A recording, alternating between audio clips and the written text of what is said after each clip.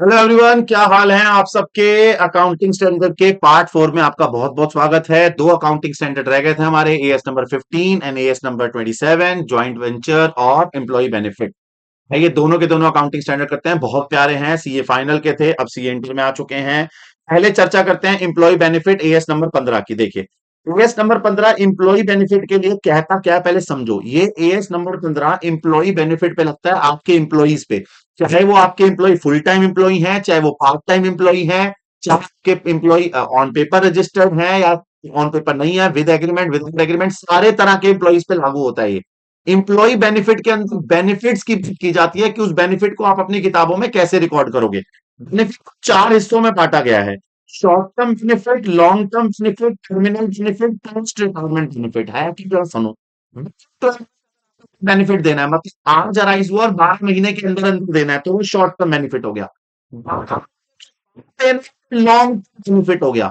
Writ- के समय देना है कि जब वो रिटायर के बाद जाते समय पैसा ले जाएगा, तो टर्मिनल बेनिफिट हो गया। और देना पोस्ट रिटायरमेंट बेनिफिट हो गया। कहानी समझ में आई। मतलब फॉर एग्जांपल मान लीजिए, आपका साल शुरू हुआ 1 अप्रैल 2020, ये साल खत्म हो रहा है 31 मार्च 2021, अगला साल खत्म हो रहा है 31 मार्च 2022, और ये मान लीजिए आ गया डेट ऑफ रिटायरमेंट एम्प्लॉय की, डेट ऑफ रिटायरमेंट। अगर कोई बेनिफिट मुझे विद इन 12 मंथ देना है, 12 महीने के अंदर अंदर देना है, इसी दिन अराइज हुआ यहां से 12 महीने में देना है, तो ये हो गया शॉर्ट टर्म बेनिफिट, जो 12 महीने के अंदर अंदर पे करना है, शॉर्ट टर्म बेनिफिट। मुझे पे करना है वो बेनिफिट 1 साल के बाद, यानी विद इन 12 मंथ नहीं, 12 महीने के बाद, तो वो आ जाएगा एलटीबी, लॉन्ग टर्म बेनिफिट। यानी 12 महीने के बाद, आज इनकम हुआ लेकिन आज से 12 महीने बाद देना है, तो लॉन्ग टर्म बेनिफिट।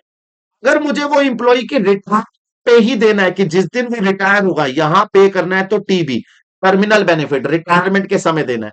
और अगर मुझे इस पीरियड के बाद पे करना है, तो वो आ गया PRB, post retirement benefit.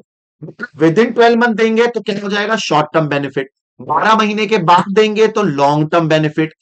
Retirement के समय दोगे तो टर्मिनल बेनिफिट, रिटायरमेंट के बाद दोगे तो पोस्ट रिटायरमेंट बेनिफिट। अब जैसे for example short term benefit में 12 महीने के अंदर अंदर क्या देना होगा, सैलरी देनी है, सोशल सिक्योरिटी कंट्रीब्यूशन करना है उसके लिए, एनुअल लीव सैलरी वगैरह देनी है, वगैरह वगैरह। लॉन्ग टर्म के अंदर क्या क्या आएगा जो 12 महीने के बाद दे सकते हैं, जैसे सबैटिकल लीव। जैसे सबैटिकल लीव जानते हैं ना, कि अगर किसी इंप्लॉई ने रिटायरमेंट पे, रिटायरमेंट कह रहा हूं, अगर महीने की लीव मांग ली, आपको उसके पैसे देने हैं। लॉन्ग टर्म सर्विस अवार्ड देना है। लॉन्ग टर्म सर्विस अवार्ड का मतलब, अगर इंप्लॉय 5 साल से काम कर रहा है, आपने उसको बेनिफिट दे दिया। लॉन्ग टर्म डिसेबिलिटी, अगर कोई इंप्लॉय बीमार वगैरह हो गया, चोटिल हो गया, कुछ भी हो गया, तो आपने उसको पैसे दिए उसके। टर्मिनल बेनिफिट, रिट्रेंचमेंट, अगर आपने उसको निकाला तो जाते जाते उसको पैसे दिए कि भैया कोई नहीं कोई नहीं, हमने निकाल दिया, तो अगली जॉब मिलने से पहले पहले ये ले 5 लाख रुपए। या वॉलेंटरी रिटायरमेंट, वो खुद निकल रहा है और मैंने पैसे दे दिए। पोस्ट रिटायरमेंट में ग्रेचुटी, पेंशन वगैरह। सबसे ज्यादा इस पे क्वेश्चन पता है किसका आता है, सबसे ज्यादा क्वेश्चन या तो एनुअल पेड लीव का आता है या फिर टर्मिनल बेनिफिट का आता है, बस। और कोई क्वेश्चन नहीं है इसमें, प्रैक्टिकल है ही यही दो क्वेश्चन। अगर मैं बात करूं शॉर्ट टर्म बेनिफिट की, तो इसमें सबसे पहले आता है शॉर्ट टर्म पेड एब्सेंस, मतलब लीव सैलरी की बात कर रहा है। अंग्रेजी ज्यादा इस्तेमाल करिए, आप इसको लीव सैलरी समझो। Sir what is leave salary.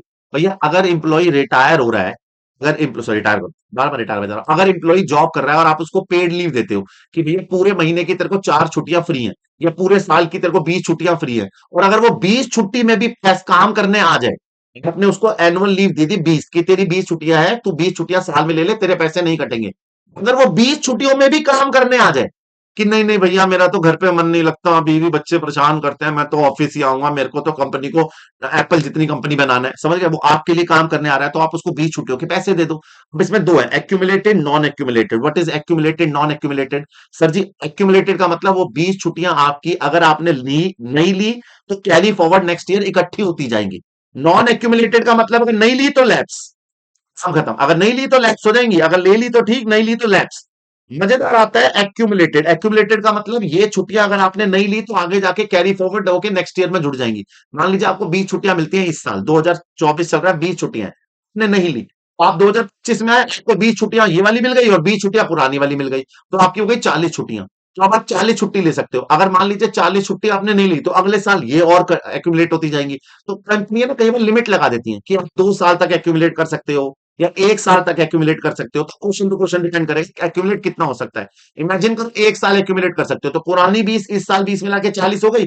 ये पुरानी वाली 20 आगे नहीं जा सकती। अगर मान लो उसने 20 में से इस साल टोटल 30 छुट्टी ले ली, तो पहले माना जाएगा कौन सी वाली लिया, करंट में से, फिर माना जाएगा बैलेंस वाले में से लिया। इतना शातिर नहीं हो सकता वो। यानी अगर मान लो पुरानी वाली, अब मान लीजिए फॉर एग्जांपल आपका करंट ईयर चल रहा है 1 अप्रैल 24 से 31 मार्च 25, ठीक है जी। और पुराना वाला साल था हमारा, पुराना वाला साल था 2023 से 2024 वाला। अब मान लो 2023 से 2024 में उसके पास 20 लीव्स थी, उसने नई ली और ये आगे कैरी फॉरवर्ड हो गई 1 साल तक, और 1 साल तक ही कैरी फॉरवर्ड हो सकती है। अवेलेबल छुट्टी कितनी हो गई उसके पास, अवेलेबल 20 पुरानी और करंट ईयर की मिला के 20, टोटल 40। 40 में से उसने लीव टेकन, मान लो लीव जो ली है ना उसने, लीव ली कितनी है, टेकन है मान लो टोटल 35। अगर 35 लीव ली है ना, तो माना ये जाएगा 35 में से 20 ये करंट वाली ली है, 15 पुरानी वाली ली है। ऐसा नहीं होगा, वो ये नहीं कहेगा कि मेरी पहले पुरानी वाली काउंट कर लो फिर इसमें से 15 काउंट कर लो, 5 आगे ले जा रहा हूं, ना ना ना ना ना। पहले करंट ईयर वाली खत्म होगी फिर पुरानी वाली खत्म होगी। पुरानी वाली को लैप्स करके आप आगे परमानेंट नहीं पढ़ा सकते, तो ये डिपेंड करता है, पहले करंट ईयर वाली खत्म होगी। एक्यूमुलेटिंग में आता है वेस्टिंग नॉन वेस्टिंग। वेस्टिंग मतलब आप उसके पैसे ले सकते हैं, नॉन वेस्टिंग मतलब छुट्टी के बदले छुट्टी। मतलब यहां पे बोलता है वो, वेस्टिंग का मतलब छुट्टी के बदले पैसे, और यहां बोलता है छुट्टी के बदले छुट्टी। छुट्टी किस पहले, छुट्टी के बदले, बदले छुट्टी। छुट्टी के बदले छुट्टी मतलब नॉन वेस्टिंग, छुट्टी के बदले मतलब पैसे मतलब वेस्टिंग। बेसिक सी कहानियां आओ क्वेश्चन में दिखाता हूं तब ज्यादा क्लैरिटी आएगी। सामने स्क्रीन पे देखो, ये रहा आपका एएस नंबर 15, एम्प्लॉय बेनिफिट वाले छोटे छोटे हैं। What kind of benefit was covered, बकवास बकवास। मैं आपको सीधा बढ़िया वाला दिखाता हूँ, सीधा बढ़िया वाला इलस्ट्रेशन नंबर,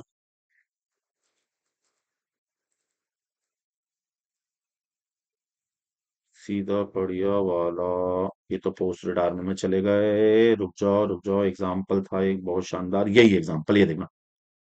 इन एंटरप्राइज से जिसके 100 एम्प्लॉई हैं are entitled to 5 day working leave for each year. 1 साल के 5 छुट्टियां अलाउड है इनको, 5 छुट्टियां, ठीक है जी। अनयूज लीव में be carry forward for 1 calendar year. अगर आपने इस साल छुट्टी नहीं ली तो आपके ये अगले साल एक कैलेंडर ईयर तक कैरी फॉरवर्ड हो सकती है, ठीक है जी। The leave taken first out of the current year entitlement then out of the balance forward, वही जो मैंने बताया कि भैया अगर आप छुट्टी लोगे तो पहले करंट में से कटेगी फिर पुराने वाले में से कटेगी, लीव बेस पे। 31 दिसंबर 2004 को the average unused leave for the 2 days employ, मतलब होते होते बची कितनी है, 2 छुट्टियां पर एम्प्लॉय, यानी आगे जाएंगी 2 छुट्टियां। ओके जी। This is expected based on the past experience that it is expected to continue that 92 employee will take no more than 5 day leaves and the remaining 8 employee will take an average of 6.5 day leave। अब सुनो मेरी बात ध्यान से, क्या कह रहा है, कह रहा है सुनो, हमें ये हमने एक्चुअली से पता करवाया है और अपने एक्सपीरियंस से बता रहे हैं कि हमारे 100 में से 92 इंप्लॉई जो है ना वो इस साल 5 छुट्टी से ज्यादा नहीं लेंगे। 5 छुट्टी में तो बेचारों की करंट ही छुट्टी यूज होगी, क्योंकि पिछली जो 2 छुट्टियां आई हैं, पीछे से उठकर जो 2 छुट्टियां आई हैं, वो 2 छुट्टियां कहां तक चलती हैं, 1 साल तक। यानी पुरानी दो और नई वाली 5, 7 है। यहाँ 5 लोग तो पहले करंट खत्म होगी ना, ये तो लैप्स हो जाएगी। एम्प्लॉई जो है ना हमारे 8 एम्प्लॉई, वो लेंगे 6.5 डे की। 6.5 डे की मतलब वो 1.5 दिन की छुट्टी ले लेंगे, वो 1.5 दिन की एक्स्ट्रा छुट्टी लेंगे। तो अगर आप ध्यान लगाओ तो करंट की 5 तो चली गई, जो पुरानी इस्तेमाल हुई, और कितने एम्प्लॉई हैं, 8 एम्प्लॉई।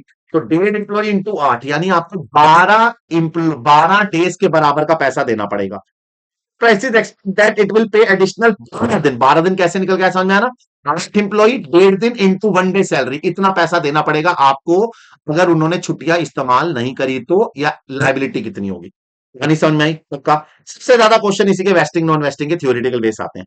फिर आता है पोस्ट रिटायरमेंट बेनिफिट, इसके सबसे ज्यादा क्वेश्चन आते हैं, ये सबसे मेन पार्ट है, जरा सुन लो। पोस्ट रिटायरमेंट मतलब जरा सुनना, अगर एम्प्लॉय रिटायर हुआ तो आपको रिटायरमेंट के समय, पोस्ट रिटायरमेंट, उसको या तो डिफाइंड कंट्रीब्यूशन देना पड़ेगा या डिफाइंड बेनिफिट प्लान होगा। 2 चीजें हैं इसमें, ध्यान से सुनना। एक आता है डीसीपी और एक आता है डीबीपी, दोनों में फर्क क्या है, जरा सुनो। सारी कहानी डीसीपी और डीपीपी है क्या, पहले वो समझ लो। डीसीपी का मतलब है डिफाइंड कंट्रीब्यूशन प्लान। हम एम्प्लॉय को बोलते हैं सुन भाई, तू जो रिटायर होगा ना, तो हम तेरे को कितना पैसा देंगे तय कर लेते हैं। कैसे तय कर लेते हैं? तेरी सैलरी का 10% हर महीने जमा कराते रहेंगे एक पीएफ में, प्रोविडेंट फंड की तरह पैसा जमा कराते रहेंगे, तू भी उतना हिस्सा जमा करा। तो जब रिटायर होगा तो वो सारा का सारा पैसा प्रोविडेंट फंड कंपनी से तुझे मिल जाएगा। मतलब यहाँ कॉन्ट्रीब्यूशन डिफाइन है कि हम तेरी सैलरी के 10% जमा करा देंगे। मतलब तुझे अंत में कितना पैसा मिलेगा, इतना इंटरेस्ट मिलेगा, वो पीएफ की कंपनी बताएगी। हम नहीं रख रहे अपने पास, अपने पास से नहीं देंगे तेरे को पैसा, बस हम तेरे लिए कॉन्ट्रीब्यूशन हर महीने जमा करा देंगे। और वो कॉन्ट्रीब्यूशन हर महीने जमा होता चला जाएगा, और जो रिटायर हुआ वो पैसा तुझे मिल जाएगा। सबसे बढ़िया बात क्या होती है, कंपनी को खुद मेंटेन करने की कोई जरूरत नहीं है पीएफ अकाउंट। कंपनी क्या करेगी, एक डिफाइंड प्लान में अपना कंट्रीब्यूशन जमा कराती रहेगी। ये कंट्रीब्यूशन डिफाइंड है, मतलब कि कंपनी को एम्प्लॉय की सैलरी का 8%, 10%, 11% ऑफ एम्प्लॉय सैलरी कंट्रीब्यूशन जमा कराना है, ऑफ एम्प्लॉय सैलरी।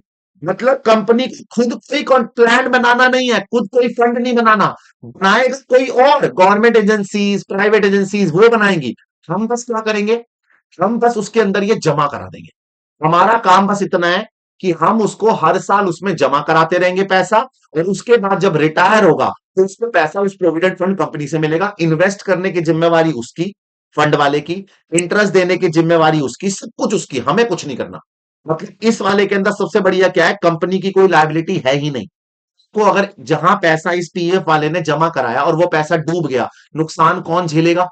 कौन झेलेगा? एम्प्लॉय झेलेगा, हम नहीं झेलेंगे भाई। हमारा काम था कंट्रीब्यूशन जमा कराना, हमने कंट्रीब्यूशन जमा करा दिया। यहां हमारी लायबिलिटी बस इतनी है कि हमें अपने एम्प्लॉय की सैलरी का इतना परसेंट पैसा जमा कराना है।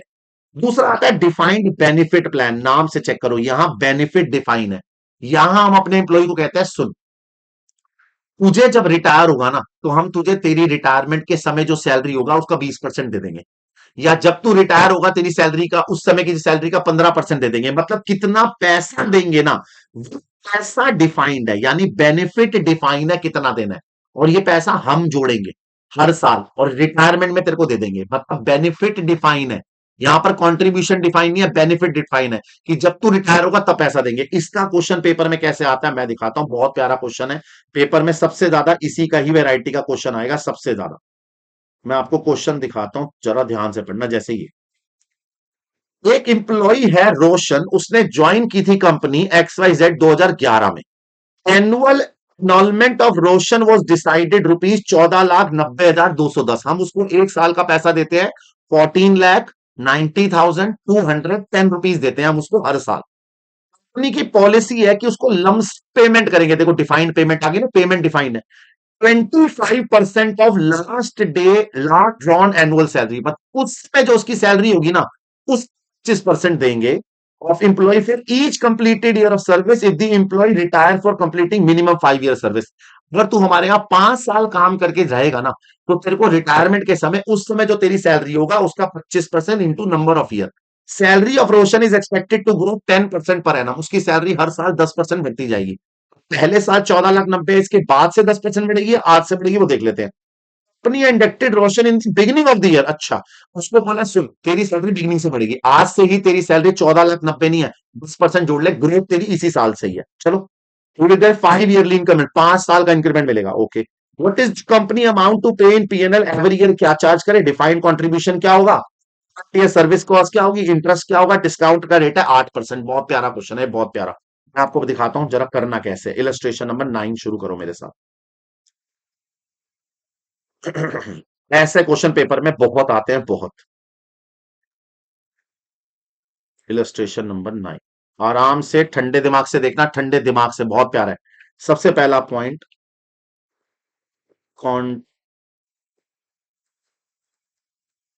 Defined benefit. हमने कितना बोला है? डिफाइंड बेनिफिट के लिए मुझे उसकी लास्ट ड्रॉन सैलरी चाहिए, लास्ट ड्रॉन सैलरी। कैसे निकालूं बताना? उसकी सैलरी थी 14,90,210 रुपए, और 5 बार इसमें ग्रोथ आएगी, प्लस 10%, प्लस 10%, प्लस 10%, प्लस 10%, +10%, 5 बार ग्रोथ आनी है, 1 2 3 4 5, यानी 5 बार ऐड करके बताना। क्यूमुलेटिव है ये, 10%, 10% जोड़ के 5 बार बताना कितना आएगा। ठीक है, 10-10% 5 बार जोड़ के बताना। मैं भी निकालता हूं, आप भी निकालो। मतलब 10-10% क्यूमुलेटिव जोड़ना है, पहले इसका 10%, फिर जो आएगा उसका 10%, फिर जो आएगा उसका 10%। जल्दी निकालो और बताओ।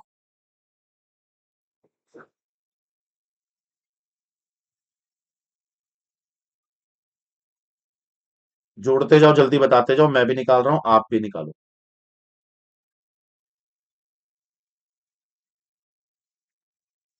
14,90,210 का 10%, 1 बार, 2 बार, 3 बार, 4 बार, 5 बार।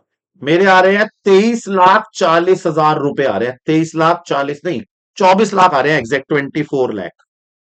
ये होगी उसकी लास्ट ड्रॉन सैलरी। आप बताना बेनिफिट कितना बोला है हमने उसको देंगे। हमने बोला था तेरी लास्ट ड्रॉन सैलरी का 25% इंटू जितने साल काम करेगा। काम कितने साल करा है भाई ने हमारे यहाँ? 5 इयर्स, 5 साल।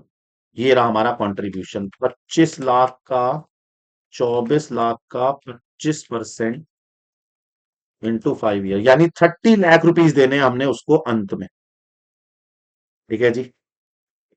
ईयरली पेमेंट बताना, ईयरली पेमेंट। हमें 30 लाख रुपए देने हैं 6 साल, 5 साल बाद, तो हर साल कितना देना है? हर साल 6-6 लाख रुपए देने हैं पर एनम। अब मेरी बात समझो, ये 6-6 लाख रुपए हमने उसको 5 साल तक देने हैं, 5 साल तक, है ना? 5 साल तक ये पैसा जोड़ेंगे 30 लाख हो जाएगा। लेकिन एक बात बताओ, अगर मार्केट का रेट ऑफ इंटरेस्ट 8% चल रहा है, 8% मार्केट का रेट ऑफ इंटरेस्ट है, तो ये पैसा हम अपने पास रखेंगे, क्या ही फायदा? हमने उसको 5 साल बाद रिटायर करना है। इमेजिन करो, ये रहा साल मेरा, पहला साल first year, second year, third year, fourth year, और ये फिफ्थ ईयर। ये मेरे 5 साल हो गए, है ना? अब मुझे बताओ, यहां पेमेंट करनी है मुझे उसको 30 लाख रुपए। मैं हर साल 6-6 लाख रुपए जोड़ूंगा, यहाँ 6 लाख, 6 लाख, 6 लाख, 6 लाख, 6 लाख, है ना? हर साल मैं 6-6 लाख रुपए जोड़ूंगा, उसको अंत में 30 लाख दे दूंगा। जो आखिरी वाला 6 लाख होगा वो तो जुड़ा ही लास्ट में होगा, चलो उसको तो, उस पर तो कोई इन्वेस्ट नहीं कर सकता। ये वाला जो है वो तो 1 साल के लिए इन्वेस्ट हो चुक सकता है। ये वाला पैसा 2 साल के लिए इन्वेस्ट हो सकता है। ये वाला पैसा 3 साल के लिए इन्वेस्ट हो सकता है, और ये वाला पैसा 4 साल के लिए इन्वेस्ट हो सकता है। तो भैया मैं इन्वेस्ट करके निकाल सकता हूं ना प्रेजेंट वैल्यू, मुझे कितना पैसा जोड़ना चाहिए, बस मैं प्रेजेंट वैल्यू निकालना चाहता हूं। और मेरे साथ जरा प्रेजेंट वैल्यू निकालो, कि जो जो पैसा मुझे हर साल जोड़ना है उसकी प्रेजेंट वैल्यू क्या होगी। Point number 2, present value of annual payment, present value of benefit, year payment, present value factor at the rate 8%, और present value. First year, second year, third year, fourth year और fifth year, 5 साल। और हर साल मुझे देने हैं उसको 6-6 लाख रुपए, उसके लिए जोड़ने हैं। 8% से प्रेजेंट वैल्यू फैक्टर निकालना बाबू, एक बार जरा। 8% से प्रेजेंट वैल्यू फैक्टर, 1/1.08। ये वाला तो उल्टा लिखेंगे, इसमें 0.926, 0.857, 0.794 और 0.735। मतलब जो आखिरी वाला 6 लाख है वो तो एक ही बार इन्वेस्ट होगा, उससे ऊपर वाला 1 साल के लिए इन्वेस्ट होगा, उस आखिरी वाला तो इन्वेस्ट ही नहीं होगा, सॉरी, वो तो बिल्कुल लास्ट में है। उससे ऊपर वाला 1 साल के लिए, फिर 2 साल के लिए, फिर 3 साल के लिए, फिर 4 साल के लिए। मल्टीप्लाई करके निकालना जरा। 735, 4,40,400, 6 lakh into 0.794, 476,400, 6 lakh divide by 0.857, इस 5,14,200, 6 लाख इंटू 0.926 इस 555,600, और ये तो 6 लाख ही रहेगा। मतलब मुझे इन शॉर्ट टोटल कितना पैसा जोड़ना पड़ेगा जरा देखना।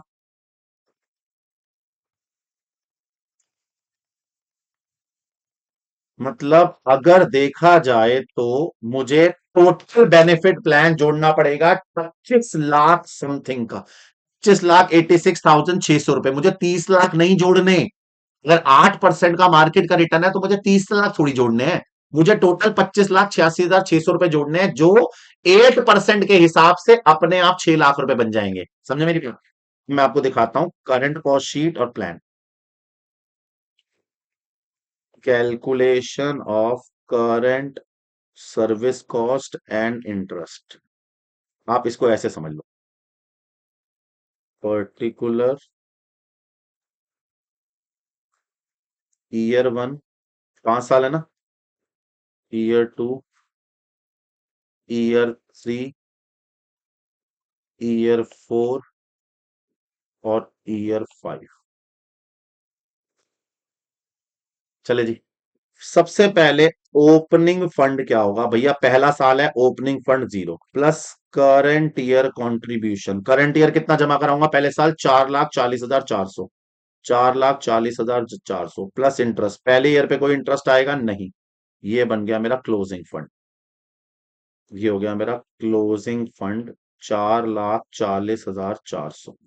यही मेरा अगले साल का ओपनिंग, 4,40,400। करंट ईयर का कंट्रीब्यूशन है 476,400। 476,400। अब इंटरेस्ट है 8%। जो इस साल इंटरेस्ट मिलेगा वो करंट ईयर के कंट्रीब्यूशन पे नहीं, करंट ईयर तो एंड में किया था, लास्ट ईयर के कंट्रीब्यूशन पे, मतलब फंड के ओपनिंग पे मिलेगा 8%। बताना, 4,40,400 का 8% हो गया 35,232।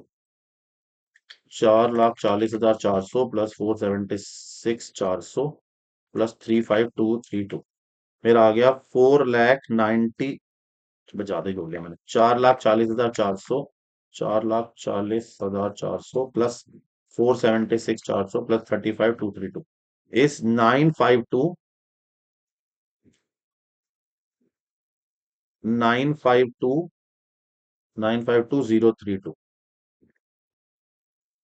चले, 952,032। अगला कंट्रीब्यूशन है मेरा 5,14,200। 5,14,200। अगला इंटरेस्ट 8% इसका मिलेगा क्लोजिंग वाले फंड का। 952,032 का 8% इज 7,1,163। पॉइंट में राउंड ऑफ में फर्क आ सकता है, कोई दिक्कत नहीं है।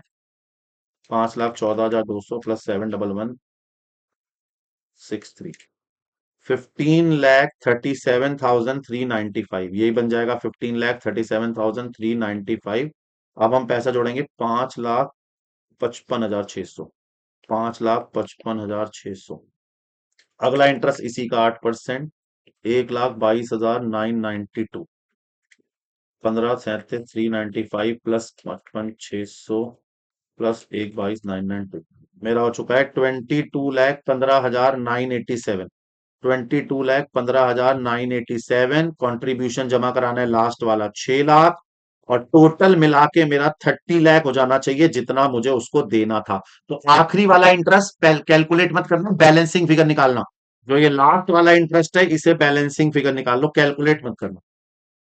पॉइंट की वजह से फर्क आ सकता है। लास्ट वाला इंटरेस्ट है 184,013 बैलेंसिंग फिगर। वैसे अगर मैं कैलकुलेट करता तो मेरा आंसर 1,77,000 समथिंग आता, लेकिन इंटरेस्ट को बैलेंसिंग फिगर हायर परचेज में नहीं करते थे वैसा वाला। ये मेरी करंट कॉस्ट है और ये उस पर इंटरेस्ट है। क्वेश्चन ने आपसे करंट कॉस्ट और इंटरेस्ट मांगा था, हमने करंट कॉस्ट और इंटरेस्ट निकाल दिया। देखो 33,280, 177, आखिरी वाला इंटरेस्ट बैलेंसिंग फिगर निकाला है। क्लियर है जी? कहानी समझ में आई? पहले बताओ कहानी समझ में आई? आपको हर साल ये शीट बना के देने के लिए बोलेगा कि आप डिफाइंड प्लान निकाल दो, डिफाइंड प्लान की ईयरली पेमेंट निकाल दो, ईयरली पेमेंट के बाद उसकी करंट ईयर कॉस्ट निकाल दो, प्रेजेंट वैल्यू, और ये करंट सर्विस कॉस्ट और इंटरेस्ट की शीट बना दो। That's it. आपको ये बनाना है। एएस नंबर 15 में दो ही वैरायटी के क्वेश्चन आएंगे एएस 15 में बस।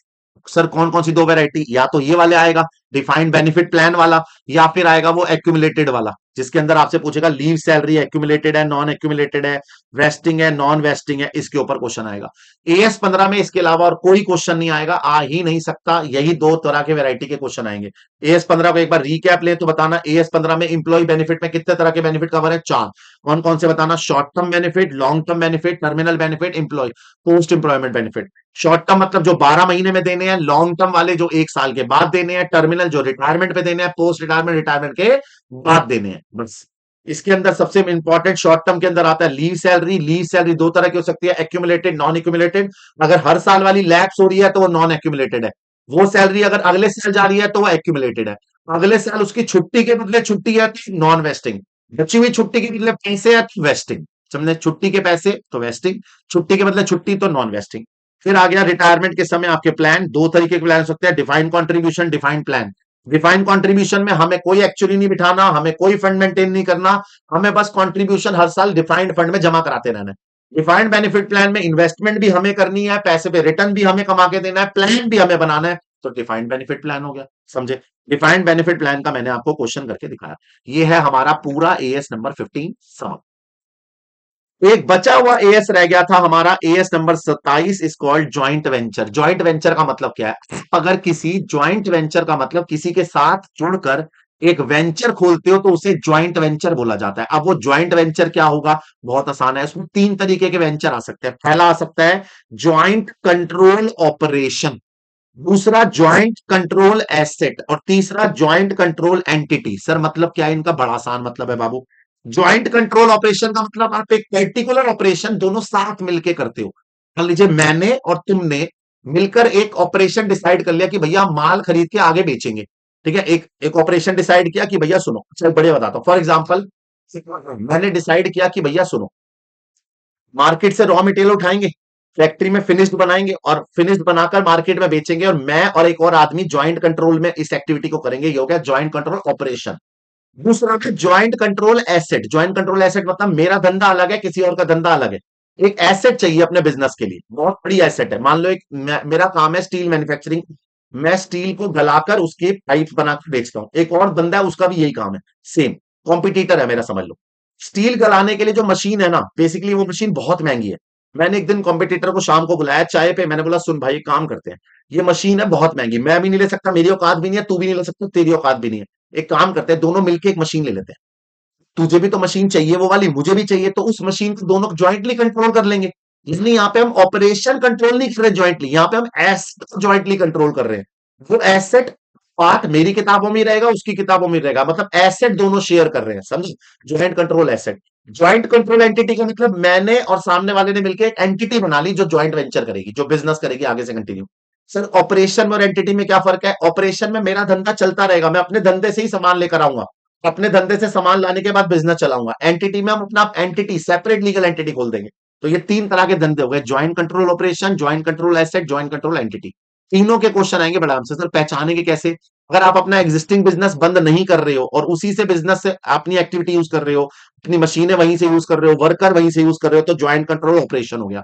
सेपरेट एंटिटी खोल रहे हो तो ज्वाइंट कंट्रोल एंटिटी हो गया, और कोई एसेट मिलके मेंटेन कर रहे हो तो ज्वाइंट कंट्रोल एसेट हो गया। सर क्वेश्चन कैसे आएंगे? तीनों के एक एक वैरायटी के क्वेश्चन दिखाता हूं, सामने स्क्रीन पे देखो।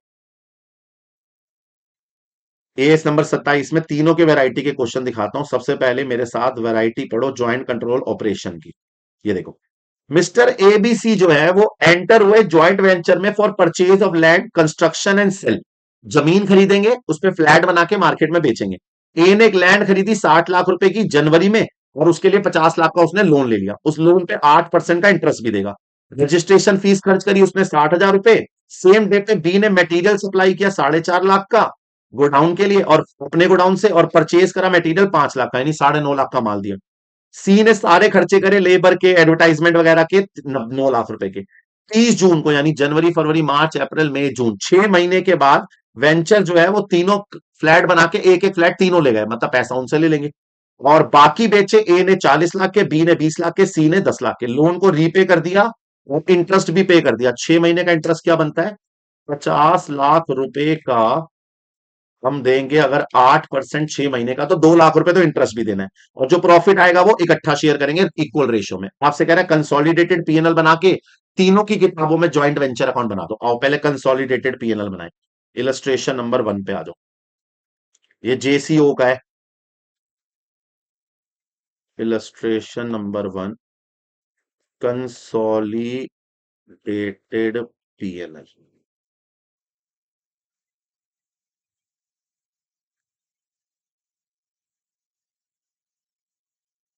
है ये बिल्कुल वही, पर्टिकुलर अमाउंट, डेबिट साइड पे सारे खर्चे, क्रेडिट साइड पे सारी इनकम। डेबिट में सारे एक्सपेंस, क्रेडिट में सारी इनकम। शुरुआत करेंगे सबसे पहले। ए ने खर्चा किस किस का करा? एक तो लैंड खरीद के दी, लोन वोन लगा के टोटल 60 लाख रुपए। और लैंड के अलावा उसने खर्च किया था रजिस्ट्रेशन फीस के 60 हजार रुपए। रजिस्ट्रेशन फीस के 60 हजार रुपए और इंटरेस्ट ऑन लोन के 2 लाख रुपए। ए ने टोटल खर्चा करा 62 लाख 60 हजार रुपए, 62 लाख 60,000 रुपीज खर्च करे। बी ने क्या क्या खर्चा करा? बी ने खर्चा करा 4.5 लाख का मटेरियल गोडाउन से, 5 लाख का मटेरियल खरीद के। मटेरियल सप्लाई किया उसने 9 लाख 50 का। सी ने क्या करा? सी ने एक्सपेंस करे थे टोटल 9 लाख रुपीज के, शायद, जी हाँ। सी ने खर्चा करा था 9 लाख रुपए का। ये सारा खर्चा करने के बाद सेल चालू हुई। देखो, एक तो सेल करी इन्होंने खुद, ए ने, बी ने, सी ने। ए ने माल बेचा 40 लाख का, इसने माल बेचा 20 लाख रुपए का, इसने माल बेचा 10 लाख रुपए का। 40 50 60 और 10 मिला के हो गया 70 लाख का तो माल बाहर मार्केट में बेचा। और खुद भी ले गए। Asset taken over. अब पैसा तो मांगेंगे ना, सेल तो है ये। Asset taken, A B C तीनों 10 10 लाख का एक फ्लैट खुद ले गए, बनाने के बाद खुद। और कमाल आदमी है। मार्केट में भाई पैसा तो इसी से मानेंगे, मांगे मानी तो सेल ही जाएगी ये। 30 लाख। अब जरा प्रॉफिट निकालना। 70 लाख प्लस 30 लाख, टोटल 1 करोड़ में। 4 6 7, 1 करोड़ में 62 60, 9 लाख 50, 9 लाख। सब करने के बाद 18 लाख 90 हजार का प्रॉफिट आया, जो बटेगा तीनों में, ए बी और सी में बराबर की रेशो में। 18 लाख 90 हजार को बराबर की रेशो में बांट। 6 लाख 30 हजार ईच। अब एक ही नजर से सोचो, एक ही नजर से। लो जी, इतना प्रॉफिट आया। एक ही नजर से सोचो, एक ही नजर से, ये तो कंबाइंड प्रॉफिट आ गया। ए कहेगा देखो जी, चलो जी, माना मैंने 40 लाख रुपए रिकवर करे हैं एसेट बेच के, मैंने खर्चा क्या क्या कर दिया, ए के लिए सोचो। इसने 62 लाख 60 खर्च करे हैं ये मिला के, प्लस उसको प्रॉफिट मिलना चाहिए था 6 लाख 30 हजार रुपए का, ये दोनों पैसे मिलने चाहिए थे, ये पैसे उसने देने हैं। रिकवरी करके देख लो कितना बनता है। मतलब मैं क्या कहना चाह रहा हूं, इन द बुक्स ऑफ ए देखो, इन द बुक्स ऑफ ए, ए की किताबों में अगर मैं ज्वाइंट वेंचर अकाउंट बनाऊं, जेवी अकाउंट, तो उसको क्या क्या मिलना चाहिए, क्या क्या वो खर्च कर चुका है।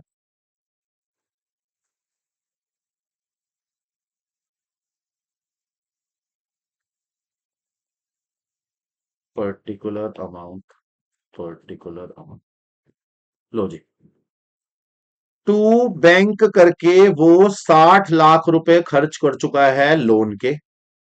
टू बैंक करके इंटरेस्ट के पे कर चुका है वो 2 लाख रुपए। टू इंटरेस्ट के बाद टू बैंक करके रजिस्ट्रेशन फीस के पैसे खर्च कर चुका है। रजिस्ट्रेशन फीस के पैसे कितने खर्च करे थे इसने? 60 हजार। बाय बैंक करके सेल करिए इसने, इसके पास पैसा आया 40 लाख।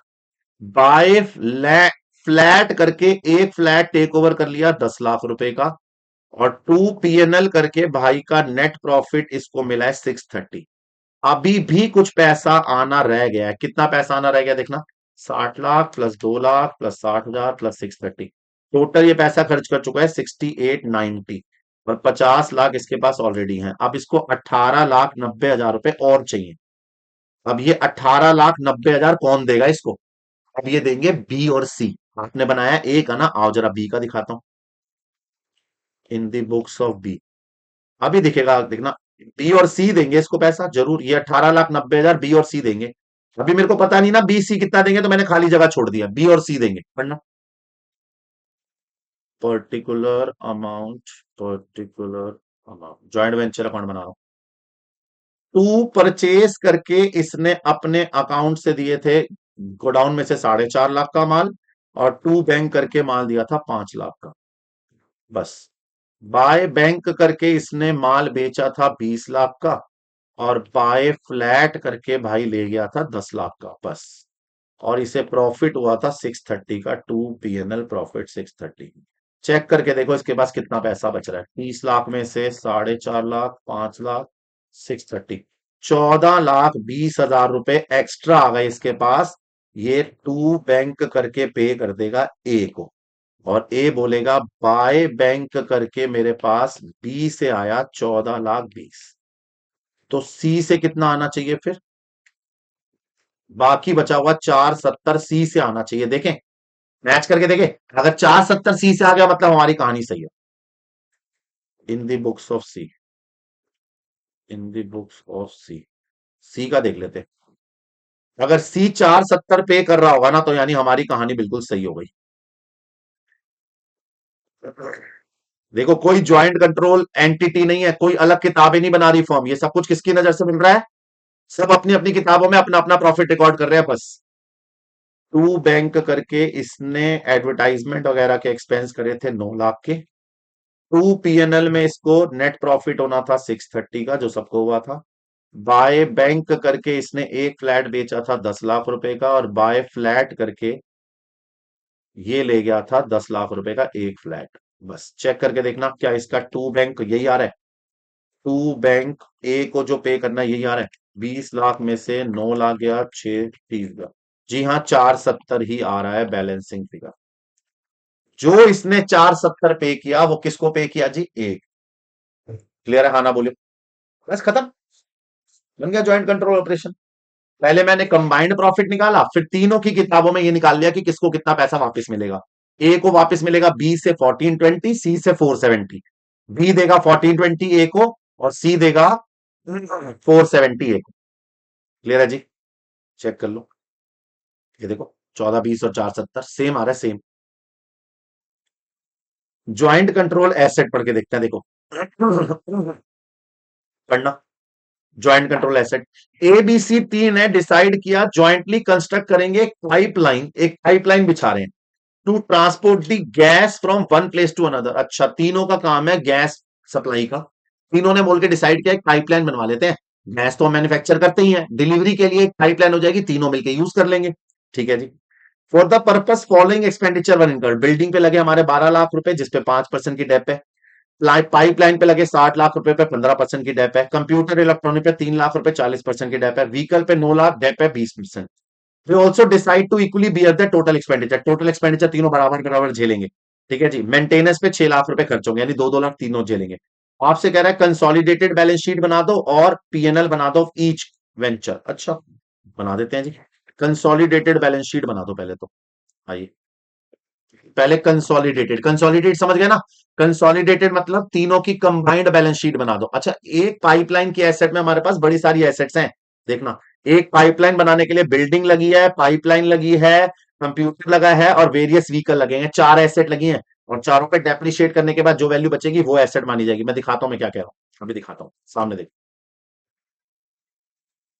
हमें बनानी है जी। अबे चल क्यों नहीं रहा मेरा पेन? एक सेकंड, पेन नहीं चल रहा, पेन चला लेता हूं, रुक जाएगी।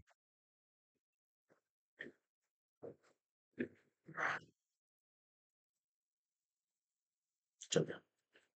आइए, illustration number 2, consolidated balance sheet दिखाता हूं मैं आपको, रुको। पर्टिकुलर, नोट और अमाउंट। अब इस बैलेंस शीट में होगा ही क्या? दो चीजें होंगी, एक शेयर कैपिटल और एक एसेट, बस। इक्विटी एंड लायबिलिटी के नाम से शेयर होल्डर फंड में शेयर कैपिटल, बस, और कुछ नहीं है। ये नोट नंबर 2 से आ जाएगी टोटल। और इधर एसेट्स में अगर मैं जाऊं तो नॉन करंट एसेट में एक होगा पीपीई, इसका नोट नंबर 1, और यही टोटल हो जाएगी। अब मैं आपको पीपीई का नोट दिखाता हूं, पहले पीपीई का नोट देखना। नोट नंबर 1, पीपीई में क्या क्या लूंगा? पर्टिकुलर और अमाउंट।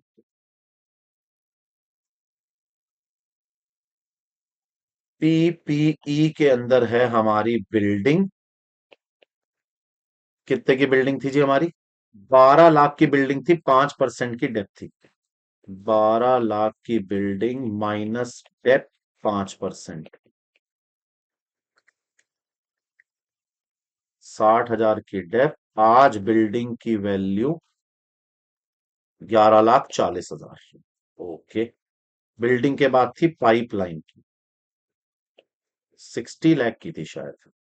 हाँ 60 लाख की थी, 60 लाख की थी और उस पे 15% की डेप, माइनस डेप 15%, 60 लाख पे 15% का डेप हो गया 9 लाख रुपए, और माइनस करके आया 51 लाख। पाइपलाइन के बाद क्या है हमारे पास? पाइपलाइन के बाद है कंप्यूटर 3 लाख का 40% डेप, कंप्यूटर 3 लाख का माइनस डेप 40%, 4 12, 1,20,000 की डेप माइनस करो, 180 आ गया। कंप्यूटर के बाद है मेरे पास व्हीकल का, व्हीकल के 9 लाख रुपए, व्हीकल की वैल्यू 9 लाख रुपए, डेप माइनस करना है इसमें। इसकी डेप कितने परसेंट है? इसकी डेप है 20%, 1,80,000 की डेप, 7,20,000 बचेंगे ना? जी हाँ, 7,20,000। ये हमारी टोटल पीपीई की वैल्यू 180, 51 लाख, 11,40,000, 71,40,000 है मेरी पीपीई की टोटल वैल्यू। ये यहां से उठ के ऊपर जाएगा 71,40,000, यही मेरी बैलेंस शीट का टोटल, और यही ऊपर का भी टोटल, यही शेयर कैपिटल जो तीनों में बराबर बराबर बटेगी, यानी 23,80,000 ईच। यानी शेयर कैपिटल का अगर मैं नोट बनाऊं, नोट नंबर 2, पर्टिकुलर अमाउंट, यही मेरी पीपी जो मेरी एसेट है, ये तीनों में बढ़ जाएगी, ए में, बी में, सी में, तीन नाम थे ना? हाँ जी, ए में, बी में, सी में, ए बी सी। जो हमारी एसेट है 71,40,000, इक्वल पार्टनर थे 23,80,000 ईच के। एसेट में बराबर का हक है तो बराबर की वैल्यू, बस खत्म, खत्म। ये थी कंसोलिडेटेड बैलेंस शीट। अगर आपको एक ही किताबों में देखनी है तो मैं आपको एक ही किताबों में दिखाता हूं, वैसे मांगी भी है उसने। इन दी बुक्स ऑफ ए आ जाओ, in the books of A, in the books of A में उसने ना मांगा है पीएनएल अकाउंट बना के दिखाना, पीएनएल। पीएनएल का कंप्लीट नहीं बनाना, बस एक्सट्रैक्ट बना के दिखाना है, एक्सट्रैक्ट। तो कंप्लीट तो बन भी नहीं सकता, ज्यादा जानकारी तो है भी नहीं। सबसे पहले आरएफओ आता है, रिवेन्यू फ्रॉम ऑपरेशन, वो है नहीं, टोटल है ही नहीं। एक्सपेंस में हमारे पास दो ही खर्चे हैं, एक डेप्रिसिएशन का और एक अदर एक्सपेंस, बस। मैं आपको इसका नोट बना के दिखाता हूँ, नोट, पर्टिकुलर और अमाउंट। आप एक ही नजरों से देखो उसके पास पीपीई का क्या पार्ट है। उसके पास पीपीई में बिल्डिंग का 1/3 पार्ट है, सबका 1/3 कर दो। बिल्डिंग कितने की थी टोटल? 12 लाख का 1/3, यानी 4 लाख रुपए, माइनस इस पे डेप लेगा वो 5%, 4 लाख का 5%, 20,000, यानी 380 है बिल्डिंग की वैल्यू। पाइपलाइन, पाइपलाइन थी 60 लाख का, इसका हिस्सा हो गया 20 लाख। उस पे डेप कितनी थी? पाइपलाइन पे डेप कितनी थी? 15%। जी हाँ, 15%, 20 लाख का 15%, 3 लाख। तो पाइपलाइन की वैल्यू रह गई इसके लिए 17 लाख। पाइपलाइन के बाद था थर्ड नंबर पे कंप्यूटर, इसका हिस्सा क्या होगा? 3 लाख में इसका हिस्सा 1 लाख, और 40% डेप्रिशिएटेड है। 1 लाख माइनस डेप में 1/3 कर रहा हूं, 40,000, वैल्यू बची 60,000। और व्हीकल, व्हीकल है टोटल 9 लाख का, इसकी वैल्यू हो गई 3 लाख रुपए, और उस पे डेप्रिसिएशन है 20%, 20 हो गई 60,000, तो 40। चेक करके देख लो, इसके लिए जो पीपी की वैल्यू वही इसकी शेयर कैपिटल है, वही आएगी जो हमने ऊपर निकाली थी अभी, वही देखो 23,80,000 वही आएगी सेम। डेप्रिसिएशन जोड़ लेना इसकी, 20,000, 3 लाख, 40,000, 60,000, 20,000, 3 लाख, 40,000, 60,000, टोटल डेप ले रहा है ये 4,20,000 की। और एक खर्चा करा था इन्होंने 2 लाख रुपए का, जो डिवाइड होना था तीनों में, यानी 6 लाख का था, डिवाइड होना था तीनों में, 2 लाख रुपए। सेम बनेगा बी के लिए, सेम बनेगा सी के लिए, तीनों के लिए सेम कहानी बनेगी। देखो 7140, 7140 सारा डिटेल दे दी मैंने। एक ही किताब में करो तो देखो 420 और 2 लाख। सेम ऐसी बी के लिए भी, सेम ऐसी सी के लिए भी। ये जेसी है यार। सब अपनी अपनी किताबों में एसेट का पार्ट दिखा लेंगे, है ही क्या इसमें। जेसीई में आ जाओ, जेसी पढ़ना। एक यूके लिमिटेड है, एक ए लिमिटेड है, यूके बेस्ड कंपनी। कोई ए लिमिटेड है जो यूके की कंपनी है, यूके बेस्ड है। अच्छा जी। एंट्री हुई है ज्वाइंट वेंचर में बी से इंडिया में। अच्छा, एक यूके की कंपनी है, एक इंडिया में। जो इंपोर्ट करेगा माल और आगे बेचेगा, ज्वाइंट वेंचर है बेचने के लिए। A limited and B limited agree to share income expense in the ratio 5:4।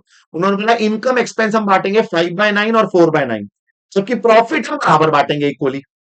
ए ने इन्वेस्ट करे 49% टोटल कैपिटल की, फॉरेन कंपनी ने 49% लगाई है और हमने 51 लगाई है ना जी। और एसेट लायबिलिटी में हमारा हिस्सा इक्वल ही है। एसेट लायबिलिटी में हमारा हिस्सा इक्वल है। ठीक है, equal and equal share in asset and equal liability share करेंगे। को ट्रायल दे रखा है। परचेज हमारा इनकम एक्सपेंस, अदर एक्सपेंस हमारा एक्सपेंस, सेल हमारी इनकम, प्लांट प्रॉपर्टी हमारी asset, current asset asset, unsecured loan liability, capital liability, और current liability liability, capital capital. Closing inventory आपसे कह रहा है prepare the consolidated financial statement. Consolidated PNL और consolidated balance sheet मांग रहा है बच्चे, बनाना। इलस्ट्रेशन नंबर 3, कंसोलिडेटेड पीएनएल मांग रहा है। कंसोलिडेटेड पीएनएल मतलब कंपनी का पीएनएल। कौन सी कंपनी का, एंटिटी का जो जुड़ के बनी है। Particular amount, particular amount.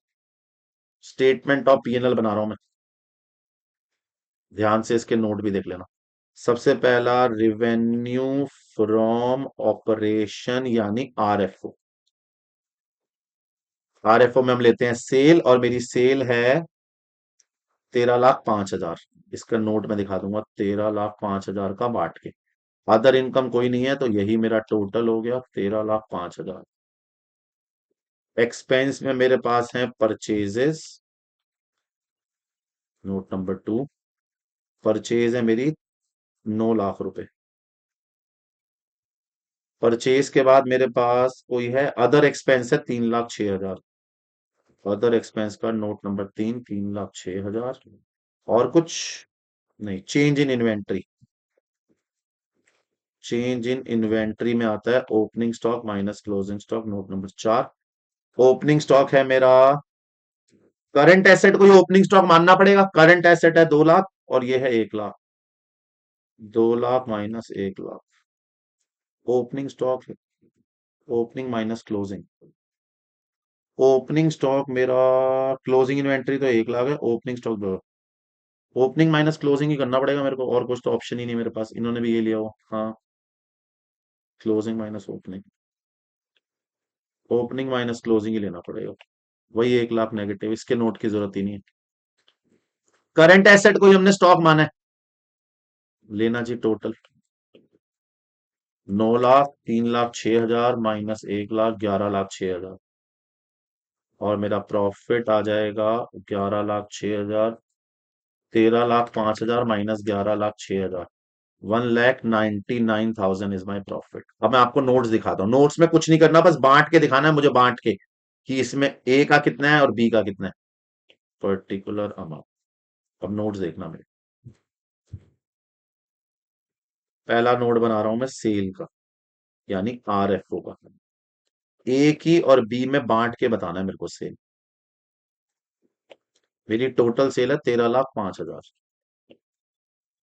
दूसरा है परचेज का, ये भी मेरे को ए में और बी में बांट के बताना है। टोटल थी 9 लाख रुपए। थर्ड है अदर एक्सपेंस, ये भी मेरे को ए में और बी में बांट के बताना है बस। अदर एक्सपेंस थे 3,06,000, 3,06,000। और लास्ट में फोर्थ है प्रॉफिट, जो कि मेरे को ए में और बी में बांट के बताना है। प्रॉफिट है 199 का। ए का और बी का टोटल है 199। बस। इनकम एक्सपेंस बढ़ते थे कौन सी रेशियो में। इनकम एक्सपेंस बढ़ते थे 5:4 की रेशियो में। 5:4 में बांट दो। 13,05,000 डिवाइड बाय 9 इंटू में 5। पहले का 7,25, दूसरे का 5,80। बस ये करना है, नोट में बांट के दिखाना है अलग अलग। 9 लाख का 5-4 में, 5-4। अदर एक्सपेंस भी 5-4 में, 3,06,000 डिवाइड बाय 9 इंटू में 5, 170 डिवाइड बाय 5 इंटू 4, 136। और 199 डिवाइड बाय, ये तो बराबर रेशो में ना, प्रॉफिट तो बराबर रेशो में था। 99,500, 99,500। लो, बन गया कंसोलिडेटेड पीएनएल। अब बैलेंस शीट बना दे। कंसोलिडेटेड बैलेंस शीट, इसमें भी अलग अलग बस करके दिखा देना कौन सा कितना ए का है कितना बी का है। अरे बहुत आसान है यार जेसी, इतना तो मेहनत का काम ही नहीं है इसमें। आइए, इक्विटी एंड लायबिलिटी में पहला शेयर होल्डर फंड का a part share capital, note number बना दूंगा 5। पी, रिजर्व एंड सरप्लस में खाली पीएनएल है, नोट नंबर 4 से ही आ जाएगा, 199। और point number 2, non current liability थी कोई? हाँ, अनसिक्योर्ड लोन थे 2 लाख के। नॉन करंट लायबिलिटी में लॉन्ग टर्म बोरोइंग, छठा लोन। थर्ड, करंट लायबिलिटी में करंट लायबिलिटी थी मेरी 1 लाख रुपए की। Current liability note number 7, 1 lakh रुपए। लोन कितने का था? लोन था मेरा 2 लाख का, अनसिक्योर्ड लोन था मेरा 2 लाख रुपए का। और शेयर कैपिटल कितनी थी मेरी? शेयर कैपिटल थी 4,01,000, 4,01,000। लो जी, लायबिलिटी खत्म। टोटल एसेट्स आ जाइए। पहला नॉन करंट एसेट का पहला पीपीई, पीपीई है मेरा 6 लाख रुपए, नोट नंबर 8। पीपीई का नोट नंबर 8, 6 लाख रुपए का पीपीई है। और करंट एसेट में तो मैंने क्लोजिंग स्टॉक माना है, क्लोजिंग स्टॉक 1 लाख, है ना जी। इसका नोट नंबर 8, 6 लाख रुपए। Point number 2, current, current asset में point number 2 current asset, point number 1 sorry closing stock, यानी इन्वेंटरी जो कि है मेरा 1 लाख रुपए। 1 लाख रुपए, बस मैच करके देखिएगा। नीचे का टोटल आ रहा है 6 लाख प्लस 1 लाख, यानी 7 लाख बैलेंस शीट का टोटल एसेट का। जय बजरंगबली, करो हमारी balance sheet tally. 4 lakh, 1 lakh, 1,99,000, 2 lakh और 1 lakh, 9 lakh. Balance sheet match क्यों नहीं हो रही? इनकी बैलेंस शीट खुद मैच हो रही है। 9 lakh, 3,06,000, 6 lakh, 2 lakh, 20,06,000।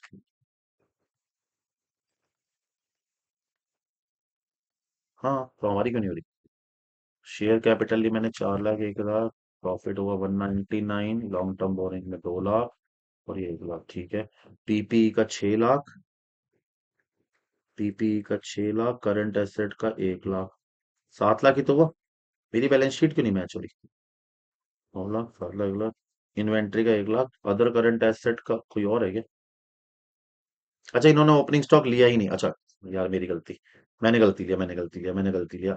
Other current asset inventory है ही नहीं, इसमें एक है इन्वेंट्री का 1 लाख और एक है हमारा अदर करंट एसेट का 2 लाख। इसका नोट नंबर 9, इसका नोट नंबर 10। आप बैलेंस शीट मैच करके देखो, 9 लाख आ रही। बस अब नोट्स टू अकाउंट बना दो और खत्म करो इसको। Notes to account, particular amount.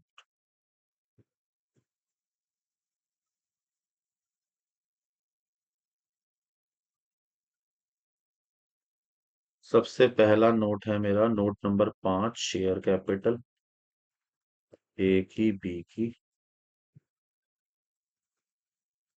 Total है 4,01,000। नोट नंबर 6 है मेरा एलटीवी, अनसेक्योर्ड लोन,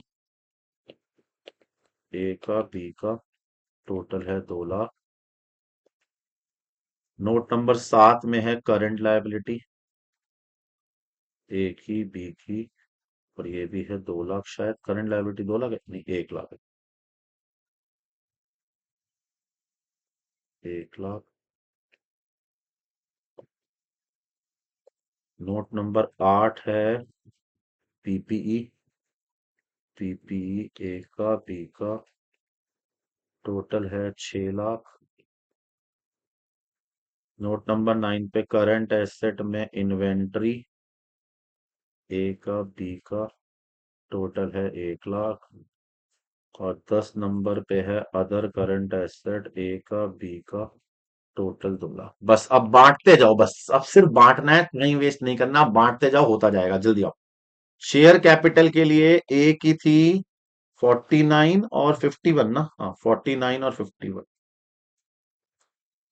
4,01,000 का 49, 196,490, और इसकी है 2,04,510। करंट लाइबिलिटीज के लिए 1:1 की रेशो, यानी 1 लाख 1 लाख। करंट लाइबिलिटी के लिए 50-50 बराबर रेशो थी, इक्वल रेशो। करंट एसेट के लिए इक्वल रेशो, करंट एसेट के लिए इक्वल रेशो, करंट एसेट के लिए इक्वल रेशो। 3 लाख 3 लाख, 50-50 और 1 लाख।